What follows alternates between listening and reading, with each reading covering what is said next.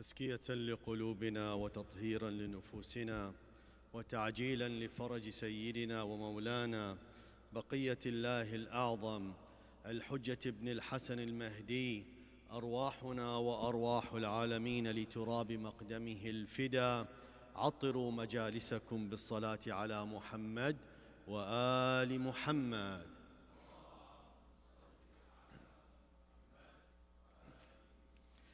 أعوذ بالله من الشيطان الرجيم. بسم الله الرحمن الرحيم.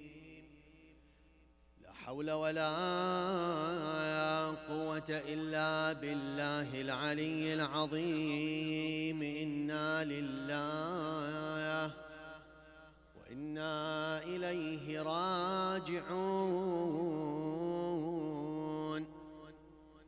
صلى الله عليك يا رسول الله وعلى أهل بيتك المظلومين. صلى الله عليك يا أبا عبد الله وعلى أمك المظلومة الزهراء مكسورة الضلعين وملطومة العين. السلام عليك سيدي وعلى الدماء السائلات بين يديك يا رحمة الله الواسعة ويا باب نجاة الأمة وأبا الأئمة يا عبرة المؤمنين وسلوة الفاقدين. روحي وأرواح من في الوجود لك الفداء.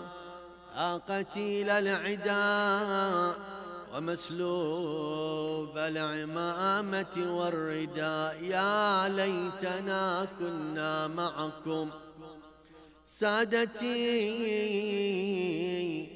فنفوز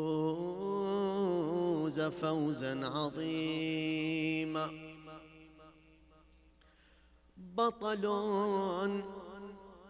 بطل تورث من أبيه شجاعة فيها أنوف بني الضلالة ترغم. Dear brothers and sisters, tonight is a night like no other night. It's the night dedicated for one who is the son of Amir al-Mu'mineen, the commander of the faithful, Ali ibn Abi Talib alayhi salam, the brother of Imam Husayn alayhi salam. He was called as the protector. Who was he protecting? He was called the one who's quenching the thirst. Saq al-Atasha. Whose thirst was he quenching? And he is called the gateway for fulfillment. Qadi al-Hawa'ij.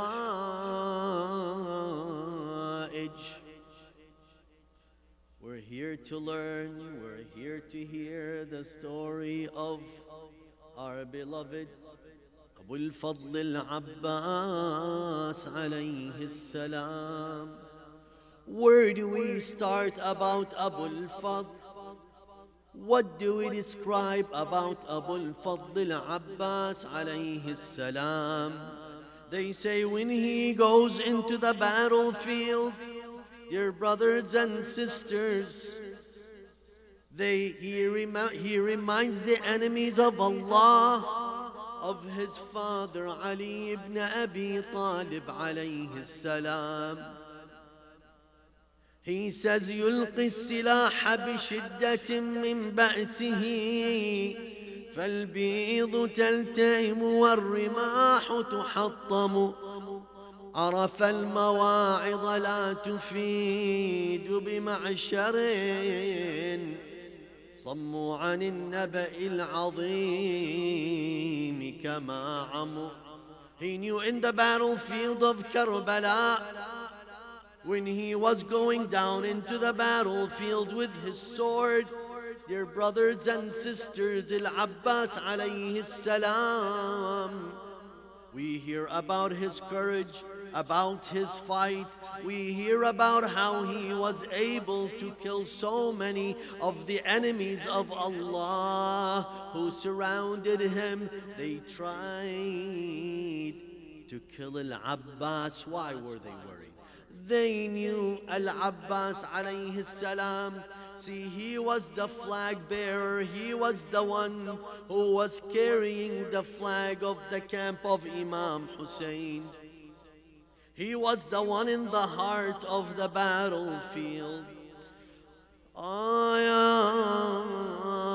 يا أبا الفضل يا حامي الضعينا يا أبا الفضل يا حامي الضعينا. Dear brothers and sisters, it was the night at night before the day of Al-Ashir. Al-Abbas alayhi salam would go around and check on the women, on the children. Al-Abbas alayhi salam, his mother is al-Baneen. Since he was a child, she was raising him. She was making sure that he does take care of the women and the children, and especially about Lady Zainab. He was known as the one who's protecting Lady Zainab alayha salam. So on the night of the 10th, he was going, checking around the camp of Imam Husayn, making sure no one of the enemies of Allah was around the camp, and checking on the women and the children. Dear brothers and sisters, they say the camp in that night, the men and the women were engaged in prayers and supplications. I want you to know, each and every man in that camp knew that tomorrow he will be sacrificed and he will be massacred in the battlefield of Karbala. Therefore, dear brothers and sisters, they were supplicating not out of fear, but out of longing for the place they will be in. And you could see there was a humming of prayers and salutations. Al-Abbas alayhi salam was checking on the companions, was checking on the woman, and was checking on his sister, Lady Zainab. What do you think Lady Zainab was wondering and thinking of in that night? This Lady Zainab, her brothers, her nephews, all the men, the companions, they will be slaughtered tomorrow. And Lady Zainab shall be left all alone to take care of the women and the children with the enemies of Allah, not protecting, not caring for the sanctity of this house. Wali alayk ya Zainab. Imagine Lady Zainab, what would she be doing in the night like the 10th night of Muharram? Her mind is thinking, any of you has a sister, how he is thinking about knowing he will leave his sister behind. What would she do? What will she handle after him? And if you are a sister, imagine the thought of tomorrow. You will be losing your brothers. You will be left alone. All the memories are left all behind. You only have the thought of your brothers, the memories of growing up with them, the promises about tomorrow they will be massacred on the plains of Karbala. Sayyidati Mawlati Ya Zainab, Ya Zainab, Ya Zainab. يا ليتنا كنا معكم سادتي فنفوز فوزا عظيما. صلوات.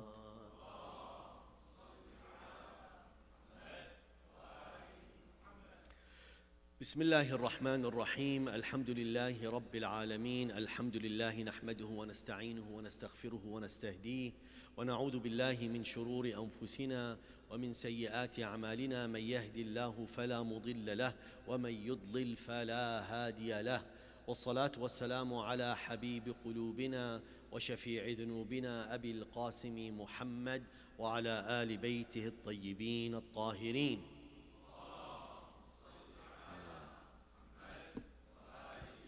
بسم الله الرحمن الرحيم. Allah Azza wa Jal says in the Holy Quran, بسم الله الرحمن الرحيم إن هذا لهو القصص الحق وما من إله إلا الله وإن الله لهو العزيز الحكيم. This is indeed the true account, the true stories for sure. There is no God but Allah, and indeed Allah is the Almighty, the All-Wise.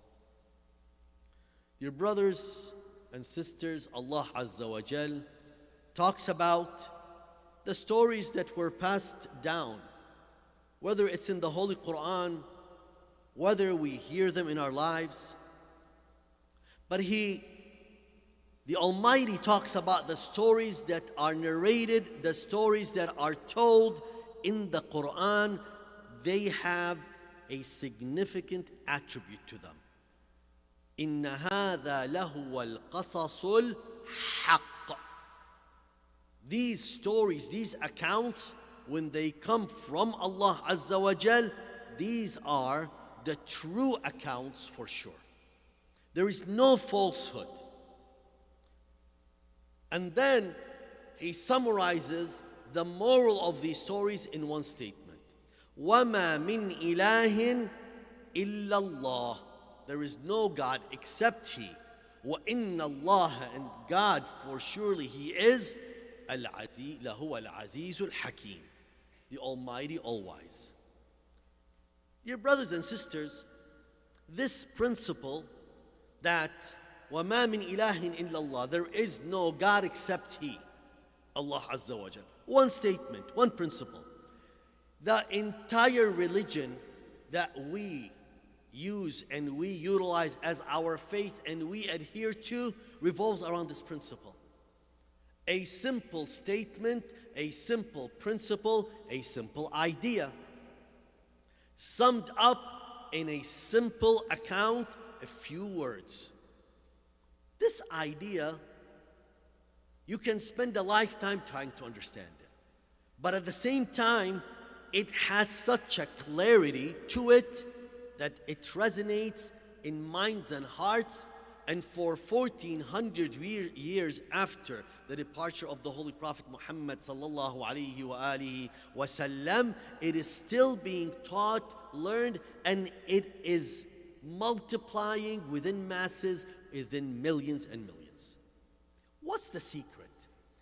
Have you noticed that some ideas, dear brothers and sisters, succeed And some ideas fail and disappear. They fail miserably. Some ideas succeed and they take such a rind that everyone adapts them, everyone adopts them, and everyone believes in them. And they take off like wildfire. Yet other ideas fail miserably. In their book titled Made to Stick by Chip and Dan Heath, the brothers, they discuss this question. They studied many different ideas throughout time. And they came up with 6 principles. That these principles, if they are applied as a template or a checklist, they say the idea will stick and it will survive. And inshallah, dear brothers and sisters, in tonight's lecture, we will address this question and ask, why do some of these ideas survive and why do others die? What are the barriers and how to overcome the barriers for any idea so it may survive? You may ask, why is it important for us? Because, dear brothers and sisters, the one thing that I want to bring to all our attention, that we live in a world that is slamming us with so many different ideas, and sometimes without realizing we become part of ambassadors of ideas that we don't even realize we are ambassadors of. So when we reverse engineer the process in which these ideas take off, it gives us an insight and help us become more aware, and therefore being individuals that know what ideas shall we carry and what ideas we will be ambassadors of. I want to emphasize, you as an individual, me as an individual, when I want to evaluate myself, at our core, we are the sum of ideas that we represent. What do I mean by sum of ideas? When I ask myself, what ideas, first and foremost, do I adhere to? What ideas define me? What ideas define you?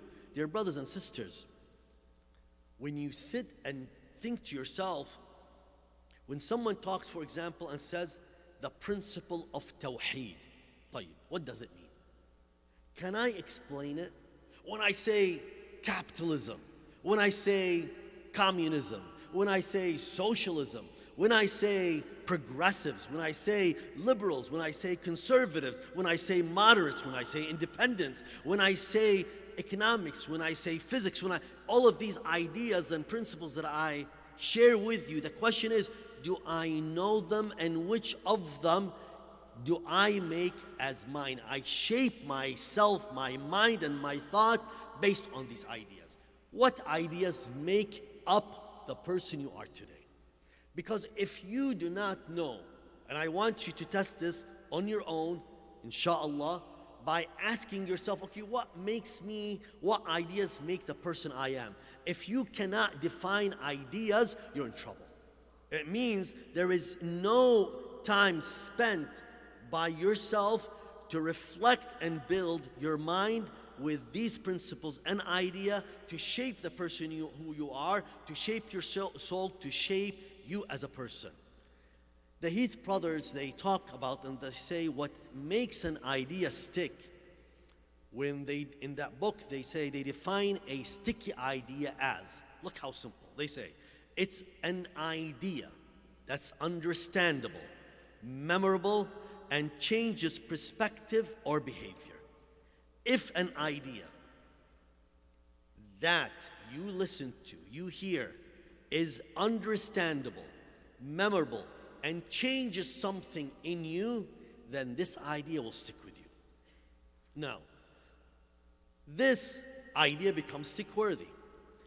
And they defined, after studying, that there are 6 principles. These principles, if we look at any idea that we want to market, we want to push, if we make sure that the idea has these attributes, the idea will take off and it will stick in someone's mind. And they use the acronym SUCCESS. The first S, the idea has to be simple. The U it has to be unexpected. The C, it has to be concrete. The second C of the success, it has to be credible. The E in success, it has to be emotional. And the S, you need to use stories to allow the idea to stick. So we're talking about success: simple, unexpected, concrete, and credible, emotional, with stories. طيب. Let's discuss this a little bit. Any ideas, and when we review them, even the thought and idea of Imam Husayn alayhi salam's martyrdom, the messaging in it. When you look at our faith, the messaging in our faith, most ideas really, when you put them through this filter, the ones that are stuck in your head are ones that they are simple. The first one. What do you mean by simplicity? Simplicity is not that I use fewer words. No. It's not that I can only use 3 or 2 words to define it. No. It means that when I listen to the idea, it is such compact in the wording, but it is clear and makes sense. The core of the idea, I don't have to spend time to understand it. The core is clear to me. Ashhadu an la ilaha illallah. What does it mean? My testimony, there is no God except He. That we believe in the oneness of God. How far I can go in understanding it is up to me. But the basis for this, the foundation of this idea is absolutely clear. Simplicity, according to their definition, is 2 things. Number 1, the core of it is clear and it's compact. I don't have to recite a paragraph to repeat it. You see, sometimes, even when we recite poetry, if you notice, for example, if you look at some of the messaging, for those of you who stay behind and listen to the Atmiyat and listen to the lamentation on the Ahlul Bayt alayhi salam, the beauty, the poet, sometimes, mashallah, has to put so much time and effort to make sure the messaging in the poetry is clear and simple. The entire poem is about a simple message. What happened in Karbala? For example, the sacrifice, the giving. So it makes the mind accepts it faster. Now, simplicity is when we pack so much meaning in a very brief sentence. The second part is it being unexpected, getting the audience attention and sustain their interest. This is where I'm gonna stop here for a second. You may be asking, why are we talking about how an idea sticks? The principle of unexpectedness means what? That you surprise and maintain someone's attention by making sure that the idea is so unexpected, there's a shock and awe in it. Dear brothers and sisters, when we watch things that are around us, especially in social media, on YouTube, on Netflix, Hulu, Prime, all of these streaming, there are so many different ideas being pushed on you. And sometimes, what happens? There is a push that not only the idea, but the way to get to the people, let us shock them. Let us be creative. The problem is not that creativity is bad. Where is the problem? Why am I addressing it on the night of Abbas alayhi salam? Because, dear brothers and sisters, sometimes our own, we say, you know what, we as Muslims, we need to compete with all these ideas. We need to push our own ideas, which means other people are willing to go and take so much out of line to make their ideas shocking and interesting. Have you ever seen some of these YouTubers, what they do? Wallah, sometimes I look at what is, they cross so many lines, dropping their shame, they have no lines of modesty. They cross any and every moral and ethical principle for what? What drives them? Because they want to get what? Surprise you and keep you interested. We call it engaging. In order to keep you engaging, they will do the impossible so they can add one like, one extra view, so they can get what? The traffic to their clip. How much are we willing? Sometimes you say, why don't we do what they're doing? Dear brothers and sisters, let's go to the first night and what I talked about. Our narratives are different than their narratives. Our principles, different than their principles. We both have tools, but the difference between us and them is what? We are, as we said the first, second, and every night, we are limited by our own restrictions, the same faith that we're trying to promote. Some of our own, dear brothers and sisters, with a good intention, as we try to push some of the stuff that we have, we fall into the wrongdoing by doing haram. We want to go and push to the extreme. We need to know our goal, our objective. By the way, you as an individual, you want to do your own thing? You want to get more likes? You want to become popular? You want to become influential? Do what you want. It's between you and God. Allah is going to judge you. But do not use religion as means to an end, which is your fame and influence. Don't do something wrong in the name of religion, saying that, oh, I want to spread the word of Islam by doing haram and wrong. You know what is the biggest problem? Most YouTubers, most of us, most of the individuals who are participating, engaging in Islamic work, where they fall, they do not know the fiqh, the jurisprudence of the halal and the haram, of marketing, of media, of being on the spotlight, putting themselves. What are the criteria? What are the limitations? Can I do whatever I want? Can I go on public? Can I go and talk and spread the message regardless of the means? No, I have limitations. Dear brothers and sisters, even although I'm digressing a little bit, how many of you have a cell phone? Of course, I should ask, how many of you do not have a cell phone? Now the question is, how many of you, wallah, you're fortunate and lucky you don't have a cell phone. How many of you have WhatsApp? We all have WhatsApp, right? Instagram, TikTok, Snapchat. I don't know, mashallah, there are a lot. And now there's Threads, there was Twitter if you notice, I think it was. There's Threads, there's all sorts of things. Dear brothers and sisters, do we have a responsibility on us when we receive a message, when they discuss the issue of virality? How do you push something to become viral? Suddenly it flies and everyone has this message.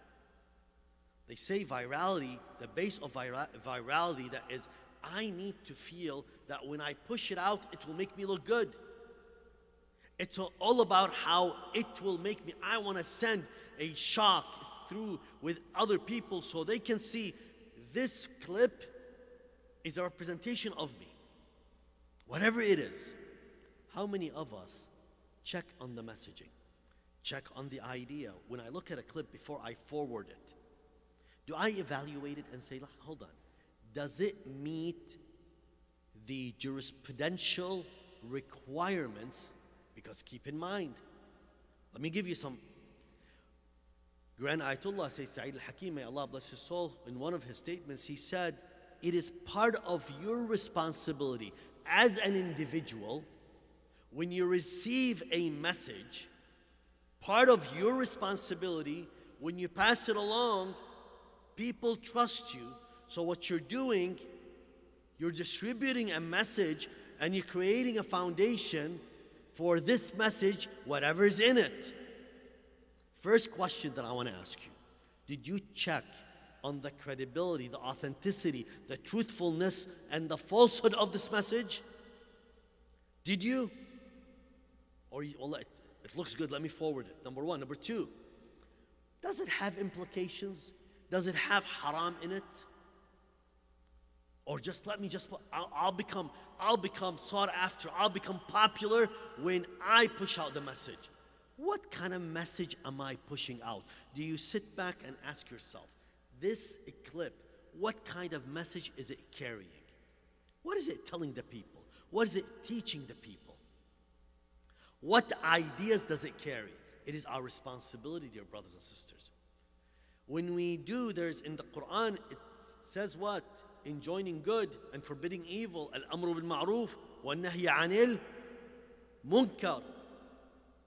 It is my responsibility, as I talked about in the past few nights, to enjoin good and forbid evil. If I see something wrong, one of three ways I have to stop it. Either physically, or verbally, or in my own heart. When I push out the forward or the send button, what am I doing? I'm physically distributing and pushing the idea. Therefore, dear brothers and sisters, I need to understand the messaging. I need to understand how the message is. I need to understand what is in the message. I need to make sure I am being part of the echo and the ecosystem of pushing the right thought or the bad thought. Here we have two problems. What are these two problems? What if I don't know if this is right or wrong? Because I need to know what? Al-Haq. Remember the verse that Allah Azza wa Jal says? That He is the truth, that what He gives is the truth. And so knowing Al-Haq wal-Batil is incumbent on us. Because when I know Al-Haq wal-Batil, I will be able to discern, to distinguish between good messaging and bad messaging. So, dear brothers and sisters, that's the unexpected. And the ideas have to be concrete. I need to make sure I have solid ideas when I'm pushing it through. I cannot just push any idea that might, listen to me, an idea that might be ambiguous and vague and make other people wonder and might make mistakes because of my own ideas. It's a responsibility. Whatever I do, and that is why this device that all of us have, this device is a responsibility. Some of us, oh look, this is funny, let me push it. What are we promoting? We need to look into that. Now, one of the other things is credibility. This person that I'm pushing, he or she is speaking, I'm promoting them. You are responsible for it on the Day of Judgment.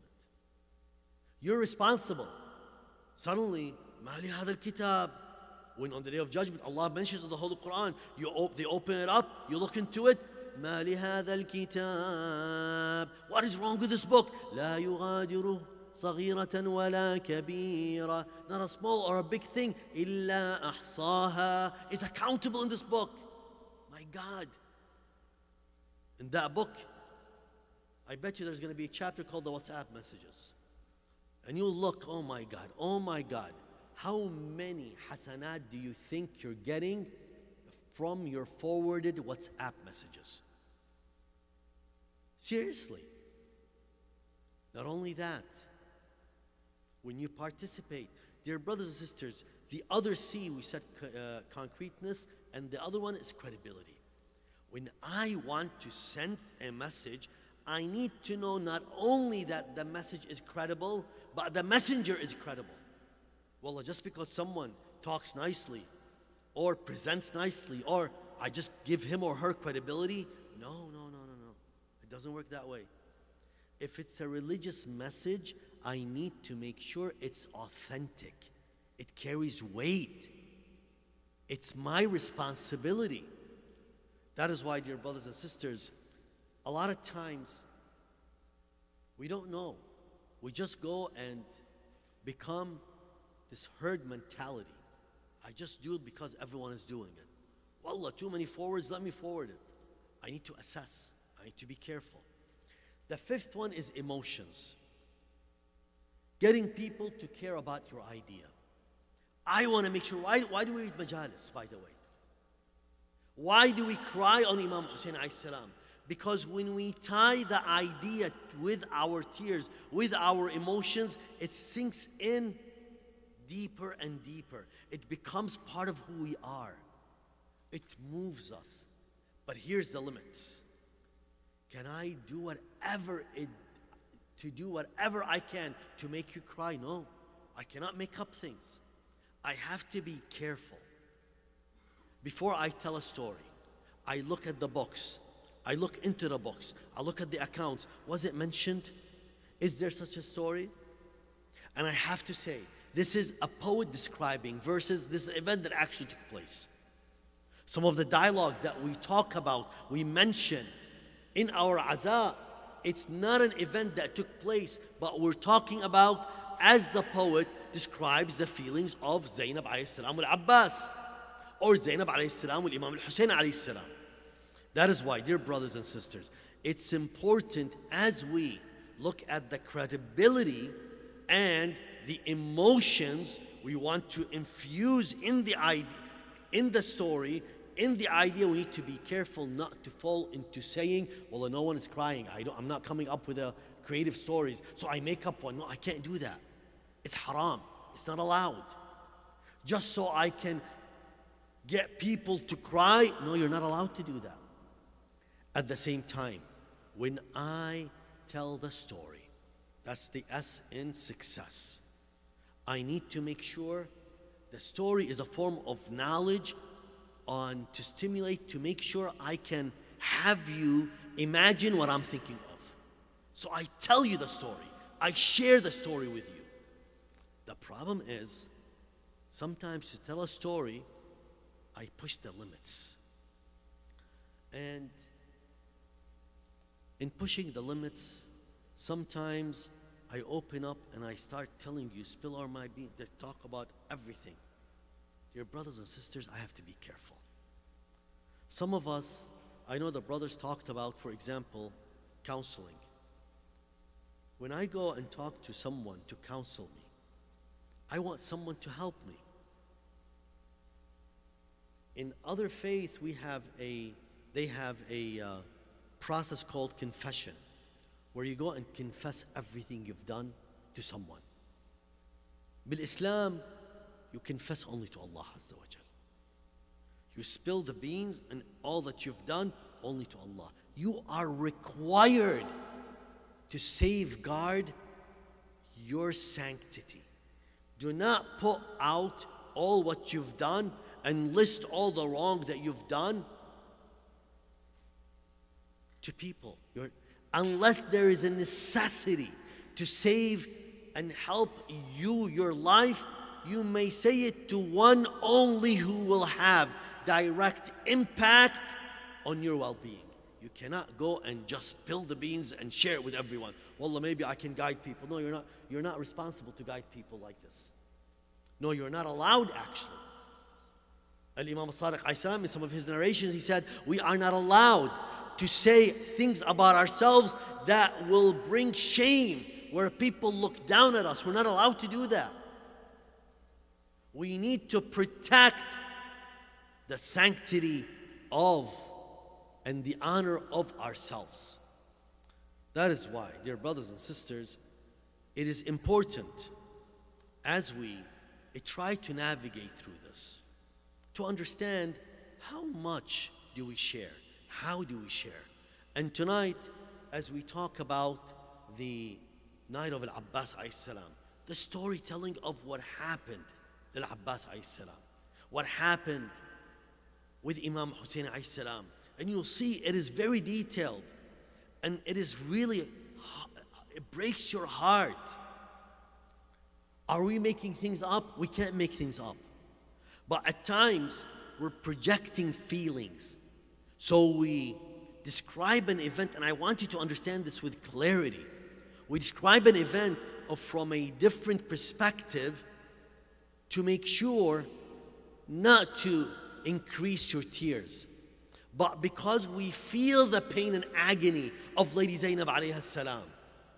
Lady Zainab salamullahi ta'ala alayha, imagine with me, when she was leaving Medina, with her was her brother Al-Abbas alayhi salam. Imagine when she's getting on the camel to be taken from Medina. She was so respected. And who did she have to make sure that she could lean on when she was getting on the camel? Who was around with her to make sure they carry her, they took care of her? Her nephew, Ali Al-Akbar, Al-Qasim, her brother Al-Abbas. She was surrounded with these individuals. But on the day of Karbala, on the day of Ashura in the land of Karbala, dear brothers and sisters, let us go to Karbala. Let us go to the 10th day of Muharram. I want you to leave everything behind. Just take your mind with me. On the 10th day of Muharram in the land of Karbala, they say Imam Husayn alayhi salam. Standing by him was Abu al-Fadl Al-Abbas. Lady Zainab alayhi salam was watching from her tent her brothers. She was watching, she was seeing what is happening. Dear brothers and sisters, imagine you are Lady Zainab looking at the battlefield. The companions were falling on the battlefield of Karbala. They were massacred. Al-Abbas alayhi salam. What was he hearing? The children, the women, out of thirst, they were calling him Al-Atash, Al-Atash, Al-Atash. We are thirsty. We want water. No one had water, dear brothers and sisters. Al-Abbas alayhi salam, taking permission from Imam Husayn. Some narrations say Al-Abbas and Imam Husayn went down to the battlefield together.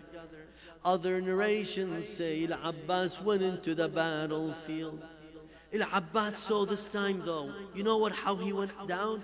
He took with him a pouch where he could fill it with water, because he had his nieces and children waiting for him. Abbas, Uncle Abbas, imagine them. I mean, if you had an uncle who's known for his courage, for his battlefield ability, and he was going to get you water, don't you look for him? Abbas راح يجيب لنا الماء. Dear brothers and sisters, Al-Abbas made his way through the enemies of Allah, and he fought them. They tried to come and surround him from the right and the left. Everyone that tried to stop Al-Abbas alayhi salam failed to do so until Al-Abbas got to the water, to the river. As he put his hand in the water in the river, dear brothers and sisters, Al-Abbas, so thirsty, he picks up the water, he feels the water. Dear brothers and sisters, they say Al-Abbas alayhi salam, on his mind is whom? Al-Husayn. He said, Ya nafsu min ba'di al-Husayn huni, wa ba'dahu la kunti an takun. دوني. Al-Abbas threw the water back in the river. ليش العباس threw back the water؟ ليش ذب الماء؟ ليش العباس عليه السلام threw the water back in the river?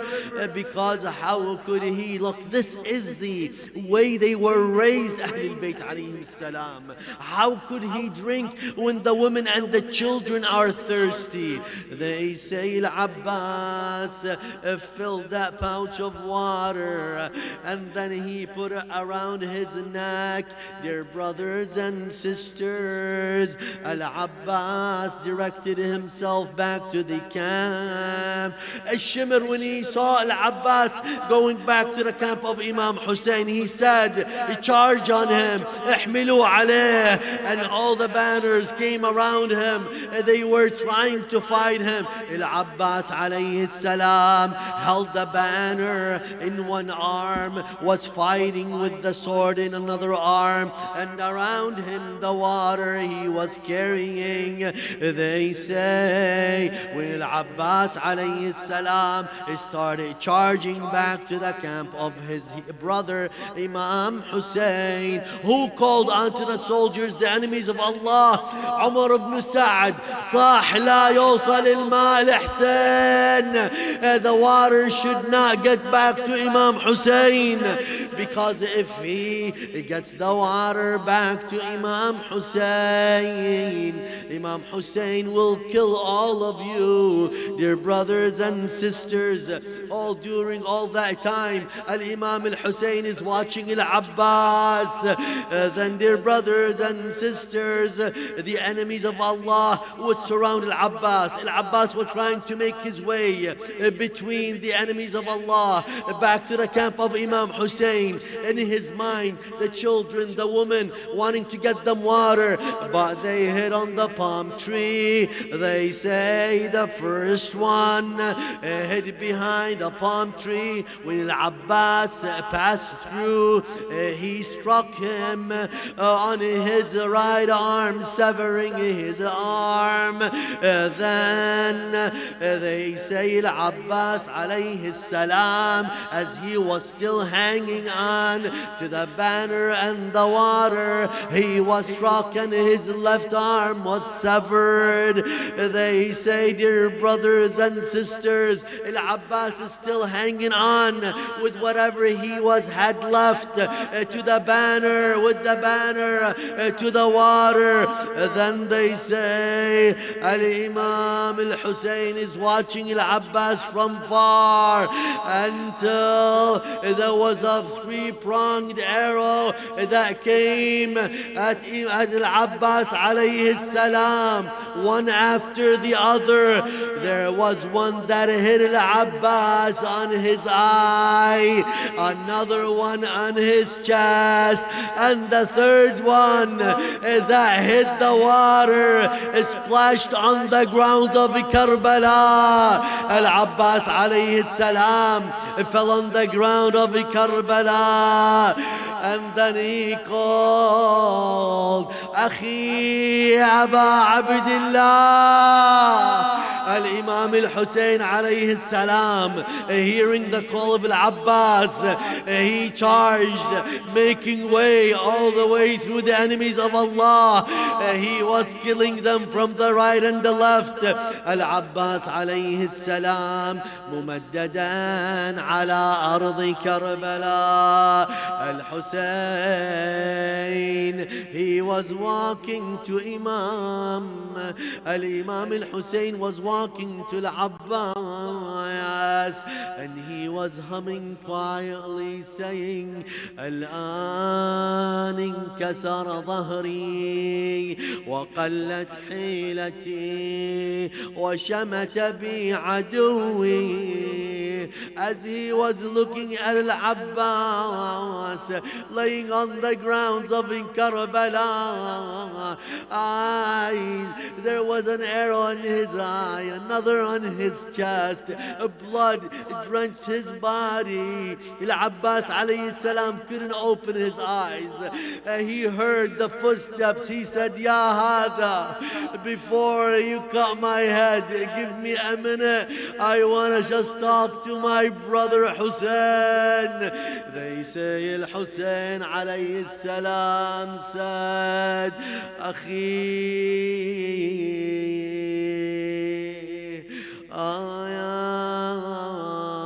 Abbas,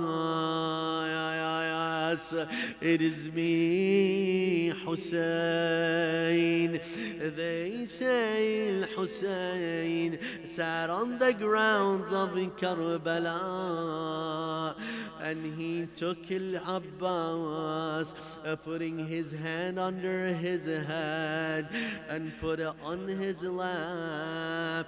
But Al-Abbas took back the head, put it back on the grounds of Karbala. Al-Husayn picked his head up and put it back on his lap. He did that 3 times, and every time Al-Abbas would put back his head on the grounds of Karbala. He told him, Akhi, Al-Husayn asked Al-Abbas, why are you doing that? He said, Al-Abbas, look at his final moments. Al-Abbas, he is full of love and the heart that he had to his brother Imam Al-Husayn. He said, Akhi Husayn, now I have you to put my head on your lap, but in a little bit, who's going to do that for you? Dear brothers and sisters, Al-Imam Al-Husayn alayhi salam, he's looking at his brothers. Some say Al-Abbas said, Akhi Husayn. He wanted something from him. He goes, I cannot, because he had no arms and his eyes were drenched with blood. He goes, wipe the blood from my eye, the one that is still I can see in. He wanted to take one final look at his brother, Wa Abbasa. They say Al-Imam Al-Husayn alayhi salam, as he was crying, he suddenly, Al-Abbas feels that Imam Al-Husayn was trying to lift him up. He said, Akhi Husayn, don't do that. He told him, Brother Abbas, what do you mean? He said, what are you trying to do? He says, I want to take you back to the camp, take you back to the tent, take you back to where the women and the children are. He said, Akhi, no, don't do that. He said, why? He goes, I promised the children, I promised Sukaina to bring her water, and look at me.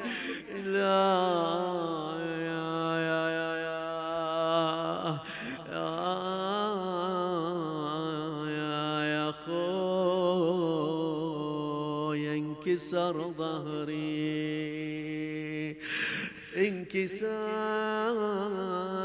انكسر ظهري خوي من جيتني بس يا خوي بظهر مكسور بعد وشلون تحملني للخدور وتواه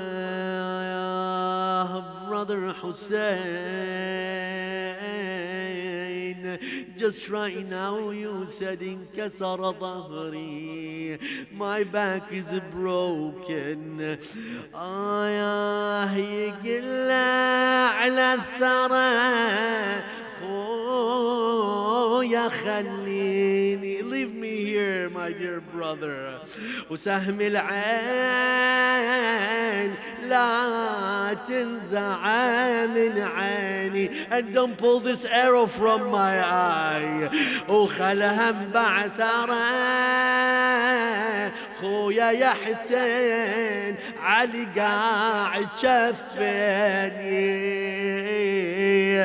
ودمي على التراب يجري. قلع عمود الراس وصوابه عليا, وزادت آلامي يا رفيع الشان يوم سمعت على حالك تتشمت بينا العدوان، ليس الحسين عليه السلام ست العباس.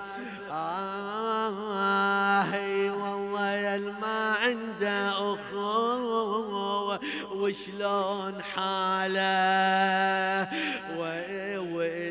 You know, Imam al-Hussein, dear brothers and sisters, at this moment, knowing he is going back, how is he going back to the camp where Lady Zainab is going to see him, where Sukaina is going to see him? يقول الحسين, as if he's telling him after Al-Abbas was martyred, as if Al-Hussein is telling him is what to happen.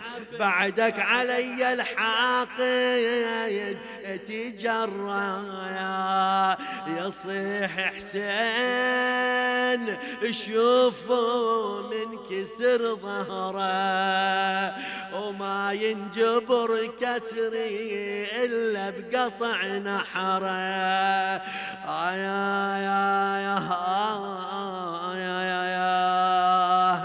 Dear brothers and sisters, the toughest time when Lady Zainab alayha salam, she was looking at Imam Husayn coming back, but there is no Abbas with him. What happened? Not even, you know, when Ali al-Akbar was massacred, they picked the body and brought it back to the camp. When Al-Qasim was killed, they picked him up and brought him back to the camp. But Ali, but Al-Abbas alayhi salam, شو وين العباس وينه؟ يا حسين رجعت والعباس مو وياك.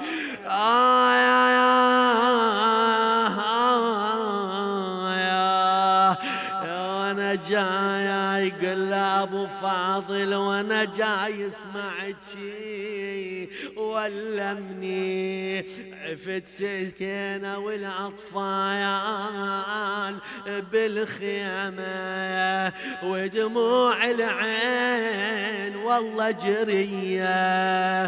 رجع الحسين منكسر الظهر من رجع شيخ العشيرة دارت عليه الحرام. As the Imam Hussein came back to the camp, all the women gathered around him.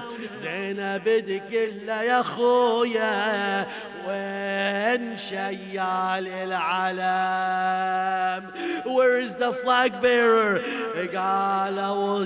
She asked him, Hussein, talk to me about what happened to Abbas. أوصف لي أحواله. شي قال لها? What he said? مخ على الرمح شعره مخضب بدمه مقطوع الزنود والسهم نابت بعينه ويا حزينه ما يشوف. وبعد شنو يا ابو علي؟ لو تشوفينا يا زينب شوف مقطوع الزنود. قالت مأيس؟ اي والله اجل ابو فاضل ما يعود بعد. هذا ما يجي روحا انا له. If he can come Imam Hussein, I can go to Al-Abbas عليه السلام واركب زنود على ايده واجيبنا. But as if Lady Zainab heard from where Al-Abbas was laying down, as if she heard the echo traveling through the air. لا تجيني زينب لا تجيني لا تجيني زينب ذبحك ونيني لا تجيني. Don't come to me. Why? When you hear my pain, it will hurt you, Zainab. لا تجيني زينب ذبحك ونيني لا تجيني. ليش؟ مقطعة شمالي ويميني. Both my arms are severed زينب، لا تجيني. والسهم نابت بجبيني، واويلاه واويلاه، يا ليتنا كنا معكم سادتي فنفوز فوزا عظيما. السلام على الحسين وعلى علي بن الحسين وعلى أولاد الحسين وعلى أصحاب الحسين. Everyone together. السلام على الحسين وعلى علي بن الحسين وعلى أولاد الحسين وعلى أصحاب الحسين. One last time together. السلام على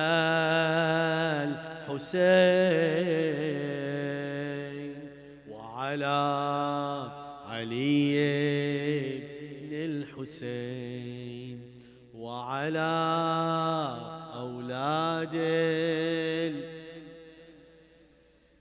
وعلى أصحاب الحسين.